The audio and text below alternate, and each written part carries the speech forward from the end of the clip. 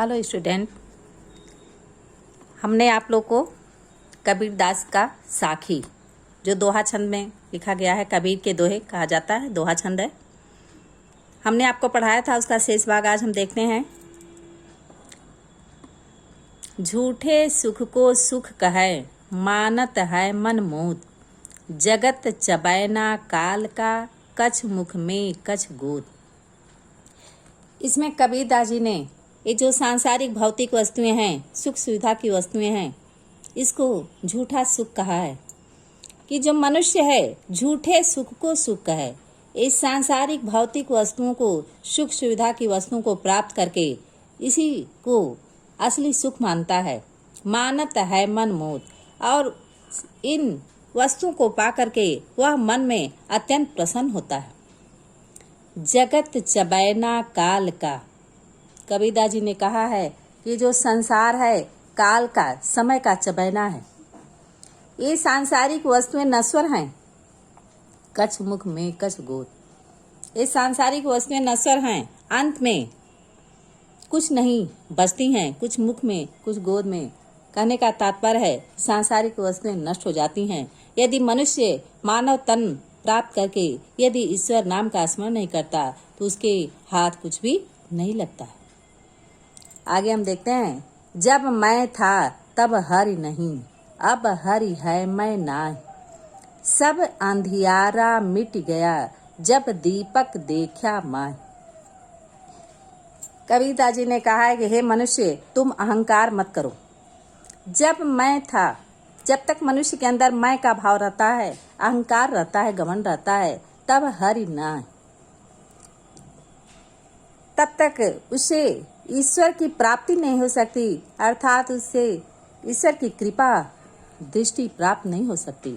अब हरि है मैं नाय, जब उसके अंदर से अहंकार नष्ट हो जाता है तब उसके ऊपर ईश्वर की कृपा हो जाती है।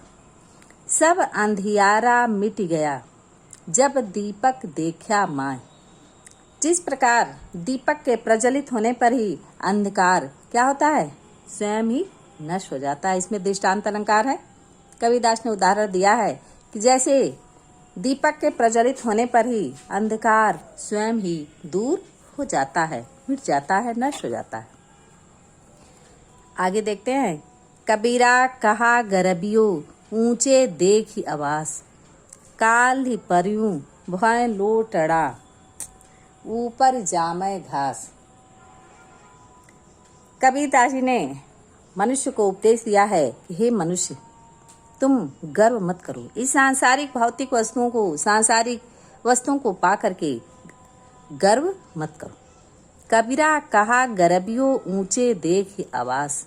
कबीरदास जी कहते हैं कि हे मनुष्य, तुम अपने ऊंचे ऊंचे अट्टालिकाओं को, भवनों को देख करके स्वयं के ऊपर गर्व करते हो, घमंड करते हो, लेकिन तुम यह नहीं जानते कि काल ही परियु भय लोटड़ा।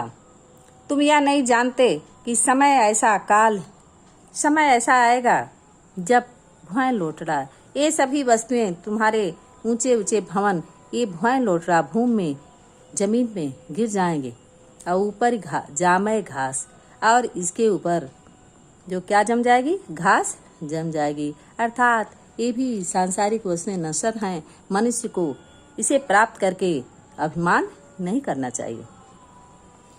आगे देखते हैं। यह ऐसा संसार है जैसा श्यामल फूल, दिन दस के व्यवहार को झूठे रंग न भूल। इसमें कबीरदास जी ने बताया है कि जो संसार है देखने में आकर्षक और सुंदर है। ऐसा संसार है जैसा श्यामल फूल, जैसा श्यामल का फूल होता है, देखने में सुंदर होता है, उसी प्रकार ये उपमालंकार है। इसमें संसार की तुलना सेवल के फूल से की गई है। कबीरदास जी ने कहा है कि यह संसार जो है सेवल के फूल की तरह देखने में सुंदर और आकर्षक है, मन को लुभाने वाला है। दिन दस के व्यवहार को झूठा रंग न भूल। और मनुष्य का जो जीवन है 10 दिनों का है। मनुष्य मानव तन पा करके इस संसार में आकर, इस संसार के मोह माया से आकर्षित होकर अपने जन्म को, मानव जन्म को भूल जाता है। इस सांसारिक वस्तुओं को पा करके स्वयं को भूल जाता है, ईश्वर नाम का स्मरण नहीं करता है, तो कबीरदास जी ने कहा है कि संसार में आकर के भी मानव तन पाकर तुम उस परमात्मा को, उस ईश्वर को मत भूलो। हम आगे देखते हैं। इही अवसर चेत्या नहीं, पशु ज्यों पाली दे, राम नाम जाड़या नहीं, अंत पड़ी मुख खे।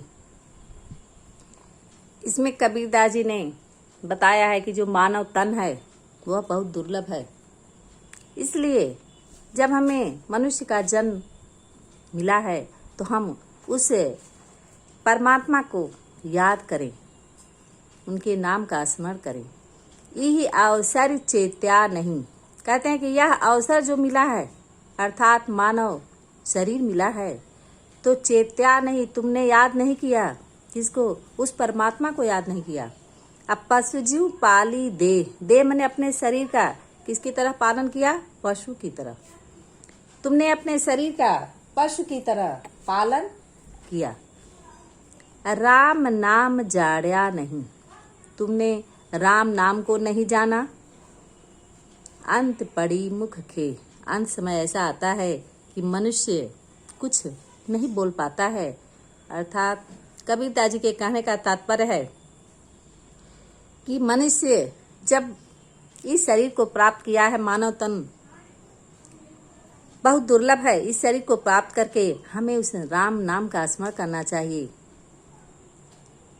अंत पड़ी मुख्य, क्योंकि अंत समय ऐसा आता है कि हम उस ईश्वर को भूल जाते हैं, हम उसके नाम का स्मरण नहीं कर पाते हैं। तो जो हमें जन्म मानव तन मिला है, जो समय मिला है, मानव जन्म का अवसर मिला है, उसमें हमें हर पल ईश्वर का स्मरण करना चाहिए।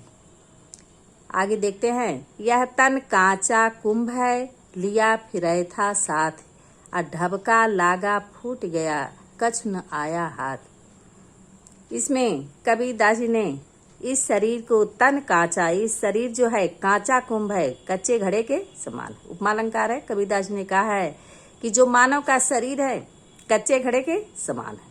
लिया फिरे था साथ, जिसको तुम साथ लेकर फिरते हो। कहते हैं हे मनुष्य, यह जो तुम्हारा शरीर है कच्चे घड़े के समान है, जिसको तुम लेकर साथ घूमते फिरते हो।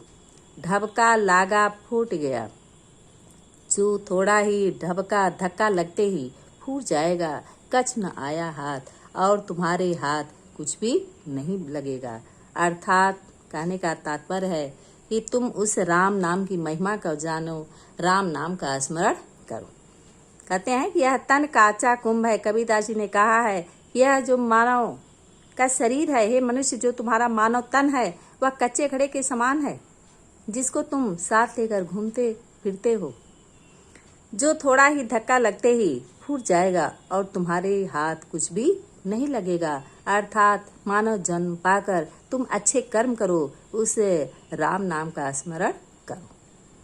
अगला देखते हैं। कबीरा कहा गरबियो, देही देख सुरंग। कबीरदास जी ने कहा है कि मानव को उपदेश दिया है कि हे मानव, तुम जो सुंदर शरीर प्राप्त किए हो, सुंदर रंग, गोरा रंग, सुंदर शरीर को प्राप्त किए हो, उसको पा करके घमंड मत करो, गर्व मत करो। कबीरा कहा गरबियो, कबीरदास जी ने कहा है कि हे मनुष्य, तुम अपने ऊपर गर्व मत करो।